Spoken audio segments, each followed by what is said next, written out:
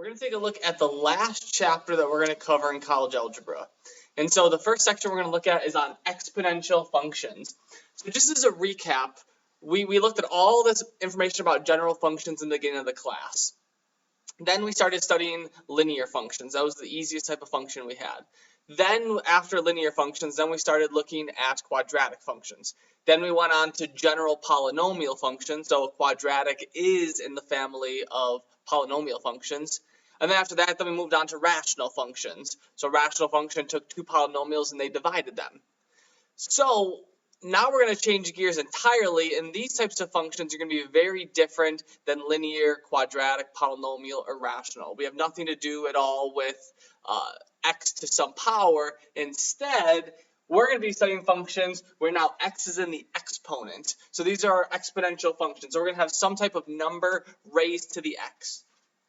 So some examples. So for instance, f of x equals 2 to the x. This is an exponential function. Or f of x equals 1/2 raised to the x. This is also an exponential function. So the graph of these two functions look like these. So you could try it on your graphing calculator, try a whole bunch of numbers and see what happens.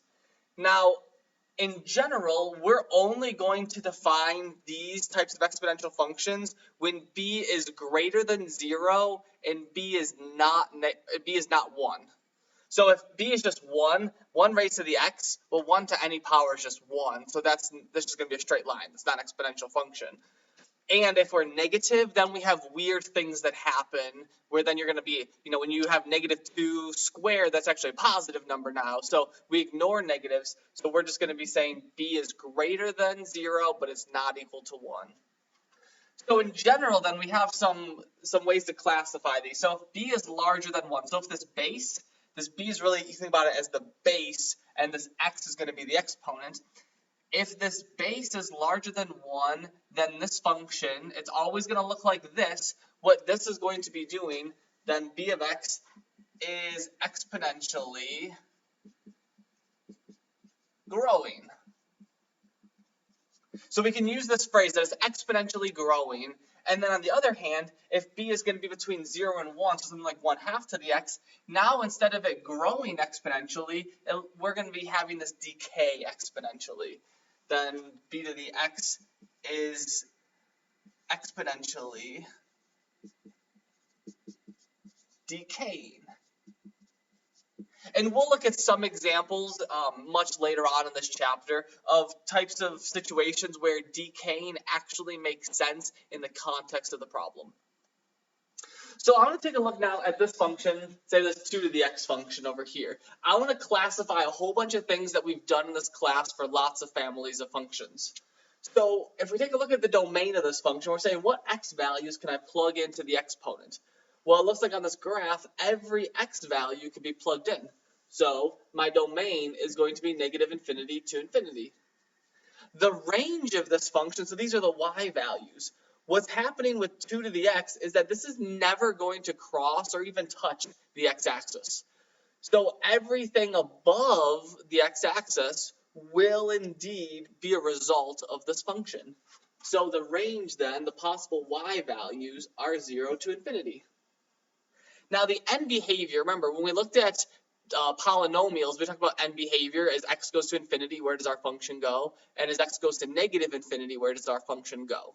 Then we saw with rational functions, we had something unique happening because we could get these horizontal asymptotes where our function's only approaching a finite number. So the end behavior here will say that as x goes to infinity, f of x is going where? So when x goes to infinity, we're going in this direction. Our function seems to be going up and up and up to infinity.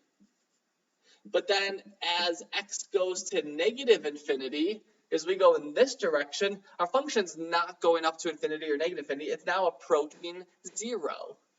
So f of x is getting closer to 0. So this somewhat combines the ideas of polynomial functions, where you go off to infinity or -∞, but it also combines rational functions, where you could be approaching a finite number for your end behavior. Intervals of increasing and decreasing, well, we see this is always going to be going up and up. Remember, you start from the left to the right and say, am I going up or down? This is always increasing. So it is increasing on the interval negative infinity to infinity. So the whole interval, it is always increasing. Maximums and minimums. So if we look at this function, we're saying, okay, is there any type of a local or relative maximum or a local or relative minimum or an absolute max, absolute min? Well, there's not. It always seems to be going up, and as you go to the left, you never have a lowest point. So this has none. Asymptotes. So remember, this is related to rational functions. Now, our asymptote in this case, there is no vertical asymptote. If there was a vertical asymptote, then this function would keep getting closer and closer to it and keep going up and up, but then our domain couldn't be all real numbers then. So the only asymptote this has is a horizontal asymptote because it's approaching a finite number as it goes to the left. So we have a horizontal asymptote at y equals 0. Now an x-intercept, so where is it going to cross the x-axis? Well, we said that the range is 0 to infinity. That means the only possible y values are starting slightly above 0 and going to infinity. So we never include 0, so this has no x-intercepts. And the y-intercept, now remember, to find the y-intercept, you set x equal to 0. So if we think about this function, say y equals 2 to the x, when x is equal to 0, what I get is I get y is equal to 2 to the 0. Now, any number raised to the 0 power is 1, so I have 1. So my y-intercept in this case is 0, 1. And so this point that 2 to the x crosses over here is 1. So this is just a whole bunch of information that we can gather about an exponential function simply by looking at it and then reminding ourselves of all of these facts that we've learned in the past.